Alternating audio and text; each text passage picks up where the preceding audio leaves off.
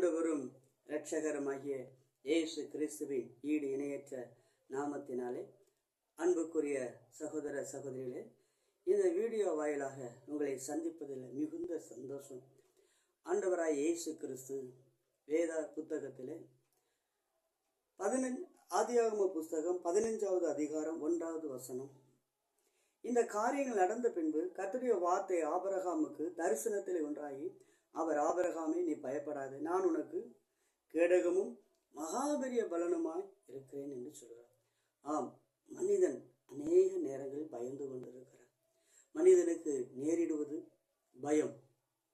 என்ன பயம்? நாளைக்கு என்ன செய்வது, இன்றைக்கு என்ன செய்வது, ஐயோ பயம் பயம் பயம் பயம். மனிதனுடைய வாழ்க்கையை தொய்ந்து போக செய்வதே பயம் என்று சொல்கிறது.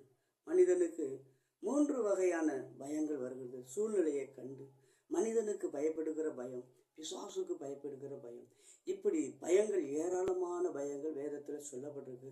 ஆண்டவர் சொல்றாதான் மறுபடியும் ஒவ்வொரு வேதத்திலையும் வார்த்தைகள் பயப்படாத பயப்படாத பயப்படாத என்று அதிகமான இடங்களில் வேதவசனம் சொல்லுகிறது.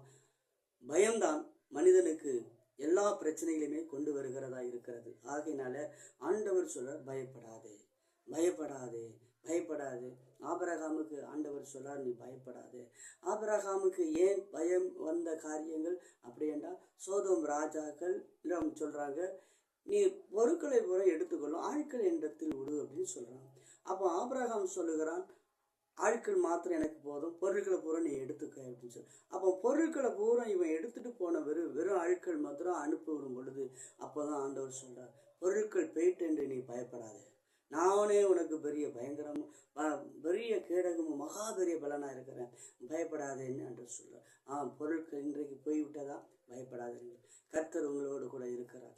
ஆண்டவர் சொல்றார், பயப்படாதே, நான் உன்னோடு கூட இருக்கிறேன் என்று சொல்கிறார். அன்புக்குரிய சகோதரனே சகோதரியே, இந்த நாளில் ஆண்டவர் உங்களோடு கூட இருக்கிறார். ஆகையினால நீங்க பயப்படாதீங்க.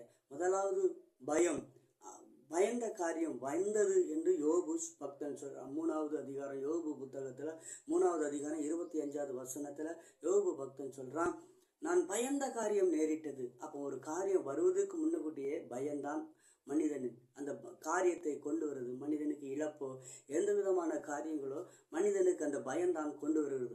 அன்புக்குரியவர்களே, அதனாலதான் வேத புத்தகத்துல ஆண்டவர் அநேக இடத்துல பயப்படாது பயப்படாது பயப்படாது என்று சொல்கிறார்.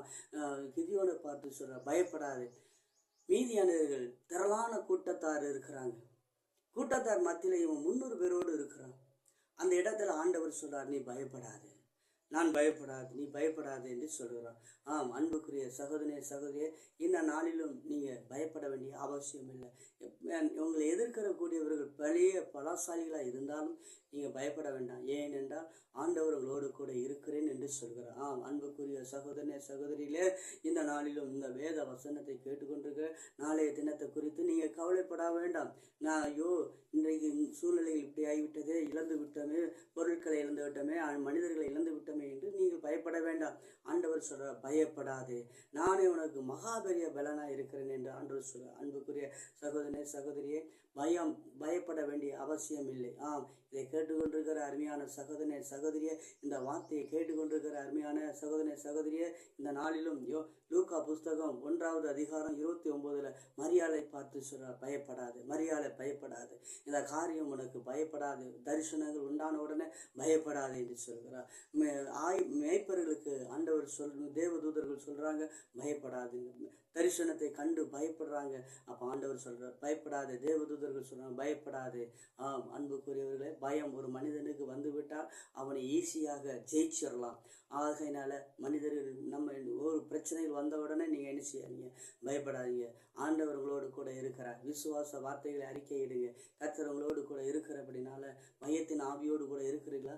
இந்த நாளிலும் சொல்லுங்க, ஏசப்பா, இந்த பயத்தின் ஆவி என்னை விட்டு எடுத்து போடுங்க என்று சொல்லுங்க. கர்த்தர் உங்களோட பகைத்தின் ஆவியை அப்புறப்படுத்துவார். இந்நாளில் உங்களுக்காக நான் செபிக்கிறேன். மகா இரக்கமும் கிருபையும் நிறைந்த நல்ல தகப்பனே, இந்த நாளிலும் பயத்தின் ஆவியோடு இருக்கிற மக்களுக்காக ஜெபிக்கிறேன். பயத்தின் ஆவிகள் அப்புறப்பட்டு போகட்டும். ஏசப்பா, இந்த பயத்தின் ஆவியிலிருந்து விடுதலை தாரும். இந்த நாட்களும் தேவனே, உடைய கல்வாரிக்காரம் வெளிப்படுத்தும். ஏசு கிறிஸ்து நாமத்தில் ஜெபிக்கிற நல்ல பிதாவே, ஆமென்.